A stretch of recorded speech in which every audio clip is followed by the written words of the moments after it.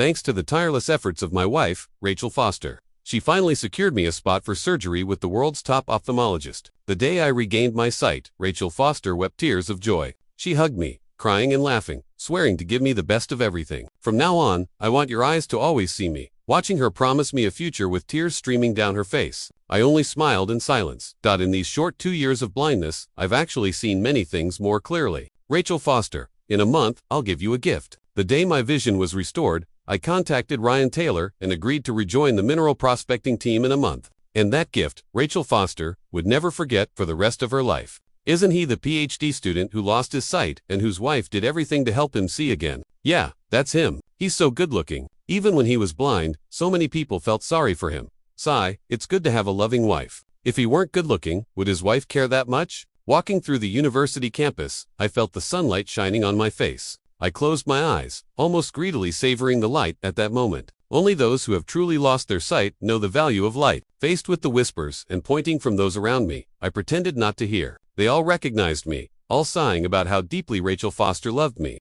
Deeply in love, I gave a bitter smile and sighed. 2 years ago, Rachel Foster lost her eyesight due to a rare genetic disease, and I resolutely donated my corneas to her. Who would have thought that during her surgery, due to a mishap, my own eyes were damaged, and from then on, I could no longer see. Rachel Foster cried and clung to me, trembling all over. James Miller, thank you. I promise I'll make you well again, whatever it takes. Since then, Rachel Foster truly did a lot for me. Knowing I couldn't see, she would carefully describe everything around me. For a while, I even thought she genuinely loved me, and even had the absurd idea that maybe it was okay to go on like this forever. But reality slapped me hard, leaving me seeing stars and in agonizing pain. Rachel Foster was indeed good to me, but gradually, I realized I wasn't the only one who enjoyed such intense affection from her, because I was blind. My other senses became heightened, especially my hearing. Daniel Wilson came into our lives about a year ago. Apparently, he met Rachel Foster in the business world. Upon learning she had a blind husband at home, he seized the opportunity and was endlessly attentive. At first, he just invited her out as a friend. Whenever I asked about it, Rachel Foster would say she was out with girlfriends. Back then, I chose to believe her, thinking that with all our years together, she'd never lie to me. How quickly true feelings can change.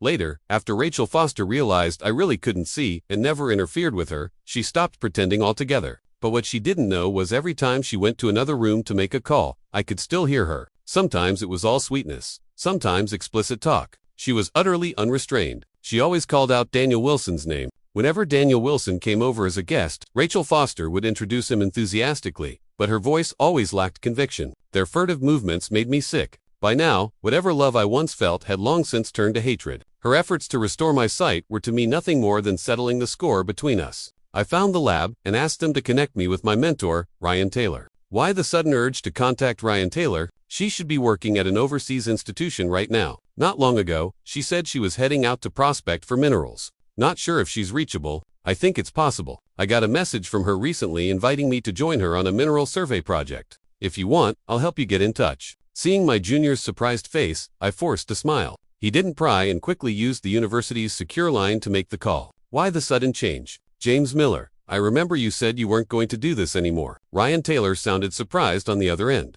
I spoke firmly, my mind made up. Ryan Taylor, please take me with you. Now that my eyes are finally healed, I can't just stay at home doing nothing. This is the perfect way to get back into the swing of things. Ryan Taylor tried to persuade me otherwise, but seeing I wouldn't be swayed, she reluctantly agreed and told me to get ready in the next couple of days. As soon as I agreed and hung up, Rachel Foster called me. James Miller, I'm home. Where are you? I just went out for a walk, enjoying the sunshine. I'll be back soon. Hearing the concern in her voice, I answered Rachel Foster suspected nothing and just gently reminded me, come home soon. Okay, I still worry about you out there. I'm afraid your eyes might. I know. I frowned and cut her off. After leaving the campus, I headed home. The moment I opened the door, Rachel Foster threw her arms around me, burying her head in my neck, her voice choked with tears. James Miller, don't ever go out without telling me again. Okay, you just got your sight back. I'm so scared something might happen to you. Lowering my head, I could smell the scent of cigarettes on her neck. I knew she must have just been with Daniel Wilson again.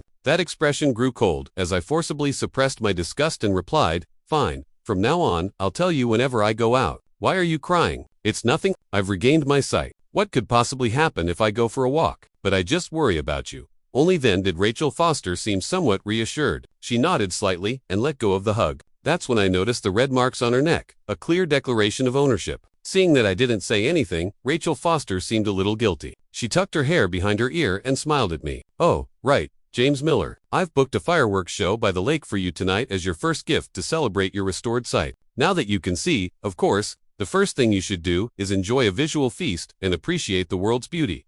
Looking at her expectant eyes, I just couldn't feel happy at all. She had forgotten that I had once told her how, when I was blind, explosions sounded unbearably loud to me. The doctor had also advised me recently to start with things that had gentler light and not to expose my eyes to anything too stimulating. Her surprise fireworks show was almost as if she wished I'd go blind a second time. Rachel Foster's acting was really something. Anyone would think she loved me deeply. I'd better not go. My eyes can't really handle it yet. I chose my words carefully, then quietly watched Rachel Foster. She looked puzzled and met my gaze. After thinking for a while, she finally seemed to remember the doctor's advice and quickly apologized. "I'm sorry, James. I forgot about your eyes. Look at my memory. I'm really sorry. I didn't mean it." She kept apologizing as she moved in to kiss me. Suddenly, I remembered the image of Rachel Foster in Daniel Wilson's arms, shy and bashful. It was a picture Daniel Wilson had secretly taken and sent to me as a provocation. Along with it, there was a voice message. "Don't think that just because you can see again, you can control Rachel Foster. I'm telling you,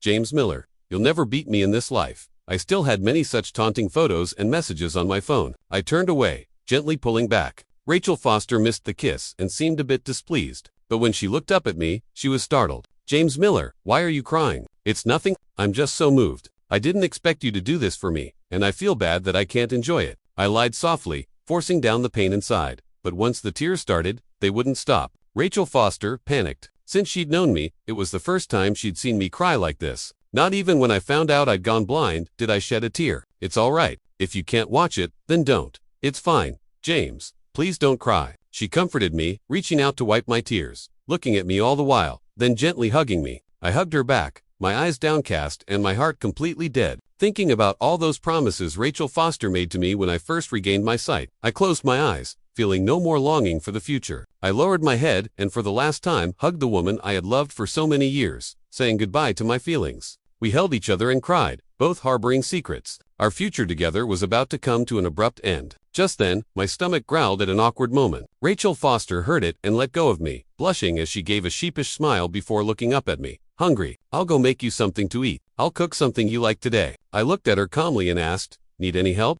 She waved her hand, expertly pulling out a hair tie to tie up her hair, then patted my shoulder and winked at me. "James, just sit here. The kitchen is my territory. Don't let the cooking fumes hurt your eyes. Your eyes have just healed. I already feel bad enough about the fireworks, so let me do the cooking."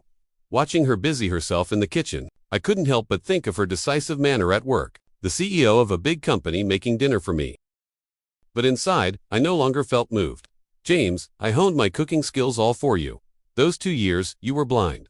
I didn't want you eating out, so I tried all kinds of recipes for you. At first, my food really wasn't good, but you always finished everything. That touched me so much." Rachel Foster reminisced about our time together while cooking, recounting those little moments from when I was blind. I responded absent-mindedly while also discussing future research plans with Ryan Taylor. She claimed her cooking was all for me. I used to think so too, until one day I heard not only the sounds of cooking from the kitchen, but also the clatter of chopsticks and bowls. That's when I realized many times it was Daniel Wilson who ate first. How could she say she cooked for me? After Daniel Wilson finished eating, he'd leave under the pretext of taking out the trash. During those times, I'd feel his countless provocative stares, but I couldn't see them. Soon, another table full of delicious dishes was ready. I ate a few mouthfuls but had no appetite.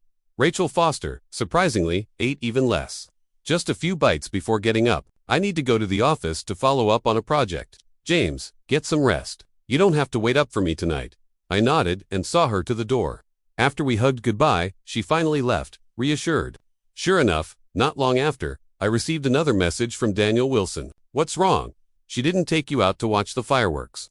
Along with that message came a photo of the two of them watching fireworks by the river. Brilliant fireworks exploded in the sky, and the two of them were kissing passionately under the glow. "James Miller, I heard your eyes can't handle this, so thanks for giving me the chance instead." I closed my eyes. For a moment, I almost wanted to thank Daniel Wilson. After all, if I had really gone to watch the fireworks with Rachel Foster, the instant those fireworks went off, I'm not sure I could have kept up the act. I clicked on the photo of them kissing. It was a candid shot, very atmospheric, high definition, and beautiful. I noticed they were both wearing identical rings. and even their clothes matched. Couples outfits and matching rings.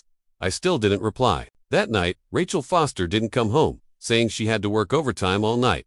Working late again today. Hubby, be good at home. Okay. Her voice message was sweet and playful, and she even attached a photo of herself at the office. I glanced at it and smiled faintly. Rachel Foster's acting was impressive. She even had company photos ready as props. If I hadn't just received a shadowy photo from Daniel Wilson of her showering, I might have believed she was really at work. The next day, I got a call from Ryan Taylor. James, we're leaving tonight. Are you ready? At that moment, Rachel Foster came in the door. I hung up the phone and met her searching gaze without saying a word. She quietly asked, James Miller, where are you going? There's a lecture at the university in a couple of days. I need to attend. I brushed her off as usual. And although Rachel Foster responded, she still looked a little suspicious. Looking at her, I suddenly noticed something odd. Her lips were unusually red and swollen. Thinking it was a good opportunity to change the subject, I asked, what happened to your lips? As expected, Rachel Foster was distracted. She instinctively touched her lips and quickly offered an explanation. Oh, this must have been a mosquito at the office. It's cold now, but there are still a few plants in my office, so sometimes there are mosquitoes.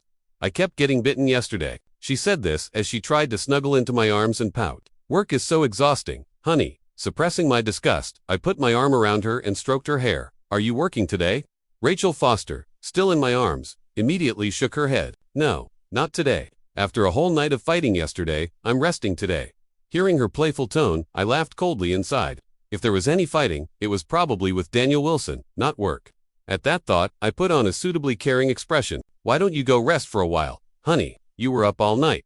Rachel Foster agreed, kissed me loudly on the cheek, and reluctantly went to the bedroom.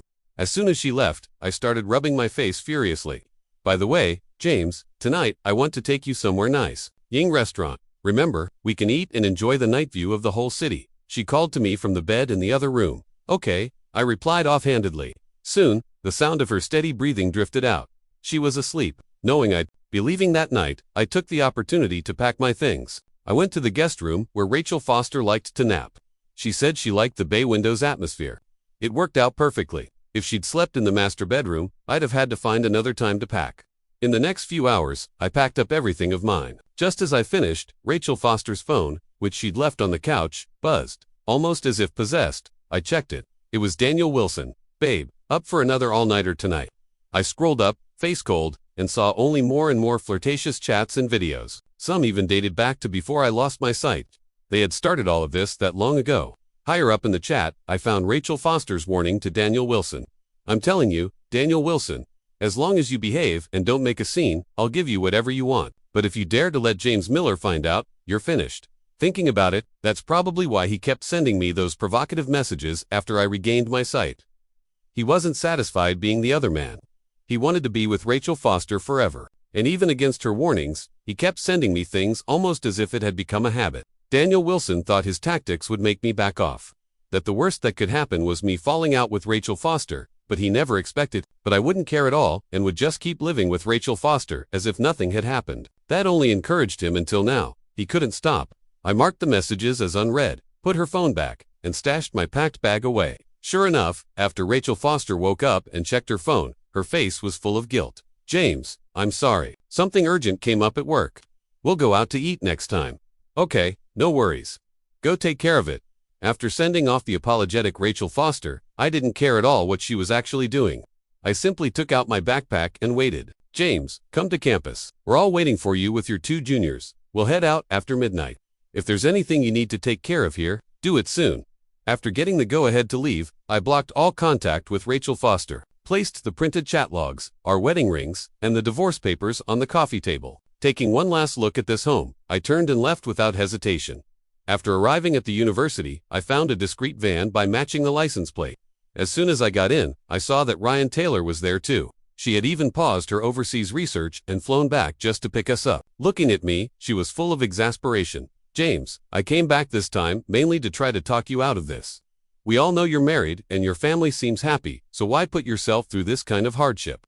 Our project could take a few months at best, and if things don't go well, it could be years. Does your family agree to this? Ryan Taylor, there's no need to try to talk me out of it. What's done is done. I have to go. You don't need to worry about my family. I'm ready to dedicate my life to scientific research. I gave a bitter smile. If I really could have lived a good life, I would never have let go of Rachel Foster. When I first proposed to her, I truly wanted to spend my life with her. She cried when she said yes, and I was moved to tears as well. Even when we bought a house, we specifically chose one with a nursery just so we could build a happy family together in the future. Back then, I always imagined us growing old together, surrounded by children and grandchildren. But life is unpredictable. She changed her heart so quickly. During this time, I gave her countless chances, asking her not to work overtime so often, to come home and spend more time with me, or to stop lying to me, but she never seemed to pick up on the warnings in my tone. I'd hoped that for the sake of our past, she'd turn back, but things only got worse. Taking advantage of my blindness, she became even bolder at home. I knew her personality. Rachel Foster was always more likely to yield to softness than to force. Back then, I was blind and had no choice but to rely on her. She was never unkind to me, but just being unfaithful was more than enough for me to end the marriage. Now that my sight had returned and she'd already done everything with Daniel Wilson, I decided it was better to disappear completely. That way, we could avoid ugly fights or fake displays of reluctance. There was no point. As it happened, the car drove right past Rachel Foster's company. I glanced out the window and in that instant saw her and Daniel Wilson passionately kissing in a car. I froze for a moment, the gaudy neon lights outside shining on their faces, the whole scene feeling almost mocking. Following my gaze, my advisor also saw them and was startled, wanting to say something but unsure how to bring it up. "Oh, isn't that Rachel Foster?" Ryan Taylor asked. "She's been like this for a long time. That's exactly why I insisted on joining this project. I want some time to let myself go, even catching my wife making out with someone else." My expression didn't change. I just let out a deep sigh, thinking how fate could be so cruel to let our last encounter be like this. Maybe I should have jumped out of the car and punched Daniel Wilson, or slapped Rachel Foster and asked how she could betray me like this. But what would that accomplish? It would only delay the team's departure and make things uglier. After everything, I just felt exhausted. I didn't want any more entanglements with her. I wasn't that impulsive kid anymore. Ryan Taylor froze, looked at me in silence for a long time, then reached out to shake my hand. "James, welcome to the team. Since you've decided to come with me, let's just leave the past behind." I shook Ryan Taylor's hand, but my eyes didn't leave Rachel Foster. Rachel Foster reclined her seat, and as if sensing something, suddenly looked my way. Caught off guard, we locked eyes for a moment, and I saw her frown in confusion before realizing it was one-way glass. She couldn't see me inside the car. Her confusion lasted only a few seconds before she went right back to kissing Daniel Wilson. "Goodbye, Rachel Foster." I said farewell to her in my heart. After that, I didn't want to say goodbye ever again. I just hoped I'd never see her again. Rachel Foster had no idea she just passed James Miller. She was still caught up in the thrill. In days, she found herself thinking of James Miller again. In truth, it wasn't that she didn't love James Miller. She loved him very much. But James Miller was never someone who valued physical desire. He had become a PhD at a young age and had already participated in many research projects before he lost his sight. She was busy with work too. Even after marriage, they saw each other often, but their intimacy was rare. So the moment Daniel Wilson appeared, it was almost inevitable she'd fall. But every time it ended, she felt a surge of unspeakable guilt, though she always thought that if she just treated James Miller well the next day, everything would be fine. So she bought James Miller's favorite breakfast, fixed her expression, and walked in the door. "Honey, I'm home." Sunlight poured through the floor-to-ceiling windows. Dust motes floated in the air. The house looked just as it had before she left. Yet for some reason, she felt like something was missing. Without thinking, she called out again. "James, are you home?" The only response was silence. Anxiety began to creep into Rachel Foster's heart as she searched every room only to find something on the coffee table. It was a wedding ring with divorce papers underneath it, black and white, clear as day. The moment she saw the word divorce, Rachel Foster began to shake uncontrollably and collapsed onto the floor. The breakfast she brought scattered all over, and scalding hot soy milk splashed on her, but she didn't seem to notice. Underneath the divorce papers, there was also a file folder. Rachel Foster's eyes were red as she reached for the folder with trembling fingers. Her hands were shaking so badly she couldn't get it open after several tries. So growing impatient, she tore it open instead. She ripped the folder with such force that the papers inside spilled everywhere. Daniel Wilson's provocative chat logs littered the floor. Only at that moment did Rachel Foster finally break down in tears. She picked up one of the scattered sheets and at a glance couldn't help but choke up.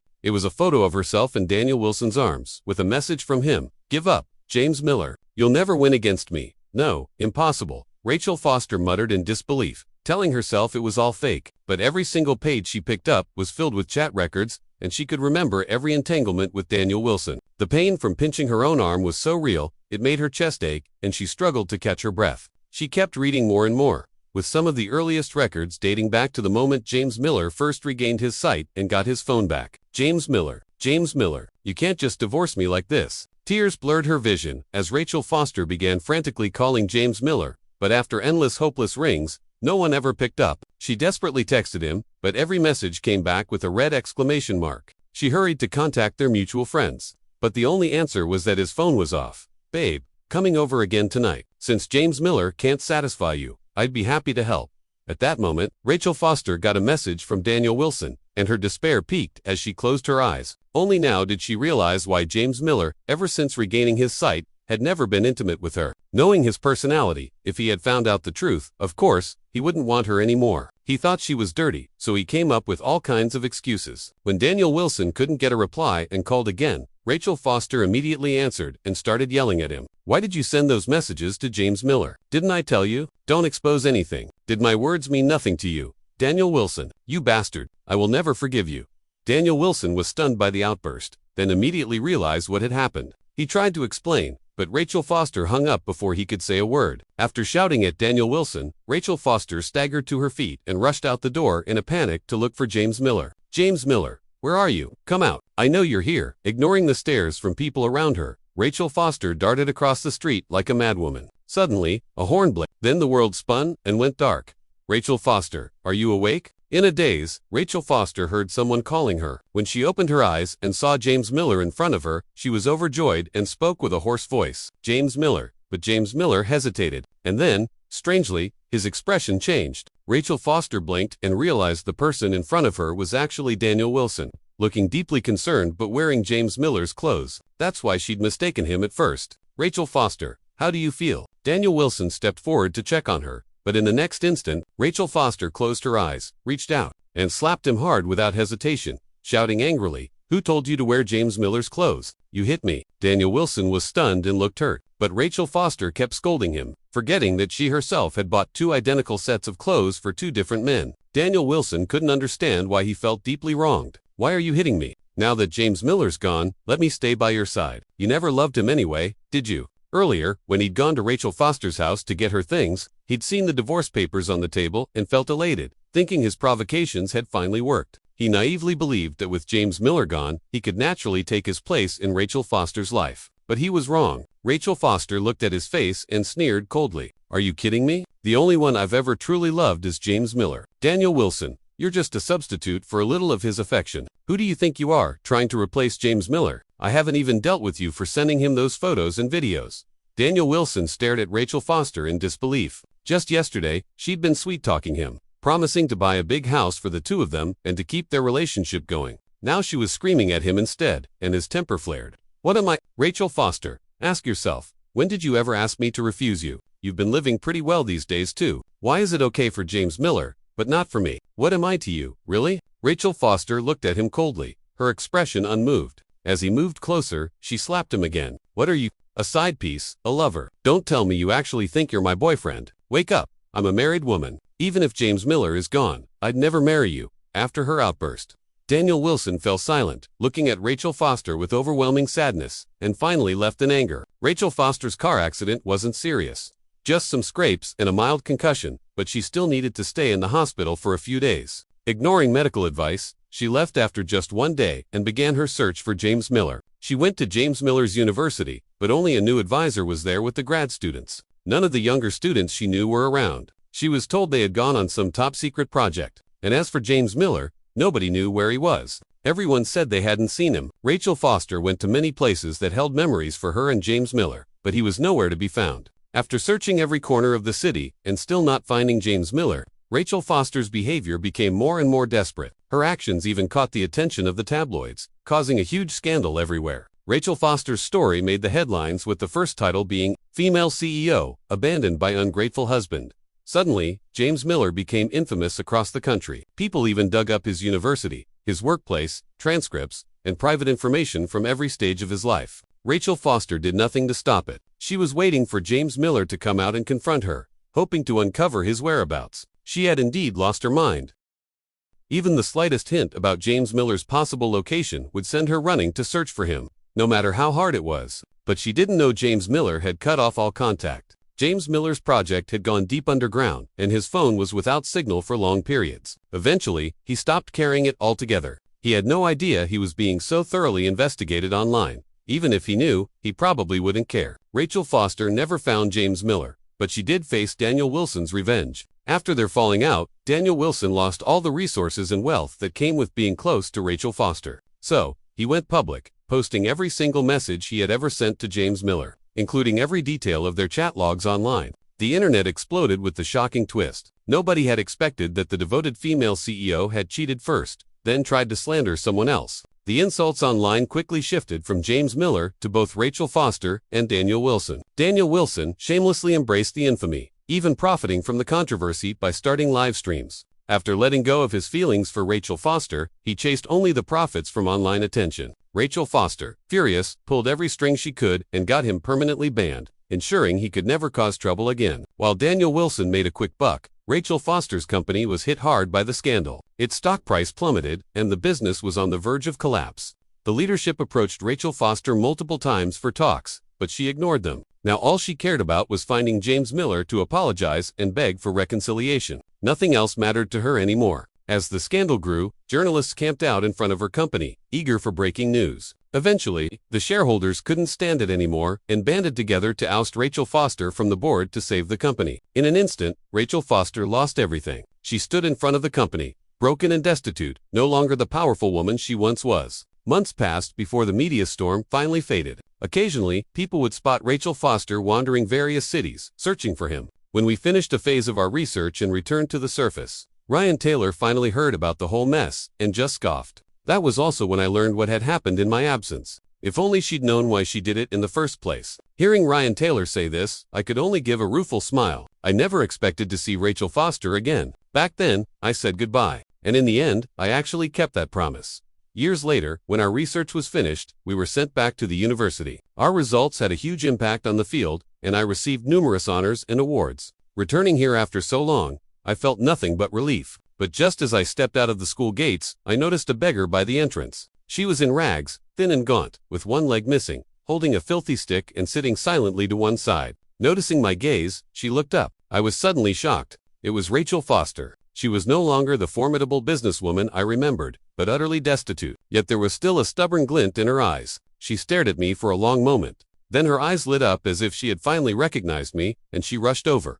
James Miller. James Miller. Is it really you? You're back? She rushed over to me so suddenly that I instinctively backed away from the smell, unable to hide my frown and the flash of disgust on my face. Rachel Foster didn't seem to notice. Tears streaming down her face, she choked out, "I'm sorry, James Miller. It was my fault before. All my fault. I really know I was wrong. Do you think I'm filthy? If I wash up next time before coming to see you, would that be okay? I really know I was wrong. Please, please give me another chance. I want to start over with you."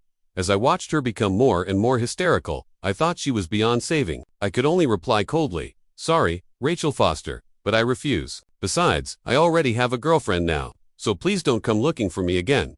She was my colleague from the research project. We shared the same interests and values, got along perfectly, and after years together, we were already planning to get married.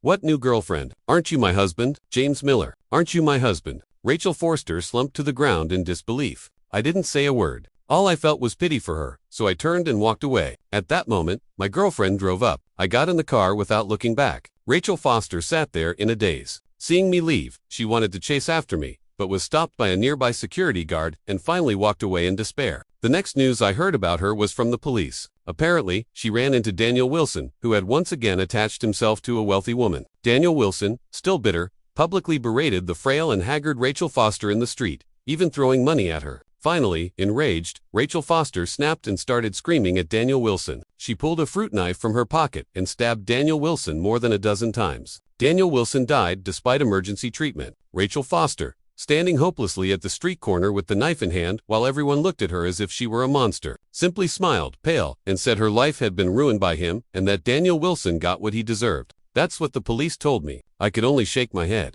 Even now, Rachel Foster still blamed everything on others, never once reflecting on her own actions. She would no doubt face the full weight of the law, but that had nothing to do with me anymore. After all this, I had finally divorced her and regained my freedom. Whenever I thought of her afterward, I felt nothing at all. I simply lowered my head and refocused on my experiments. Knowing it was pointless to waste time on people who weren't worth it, I continued on with my new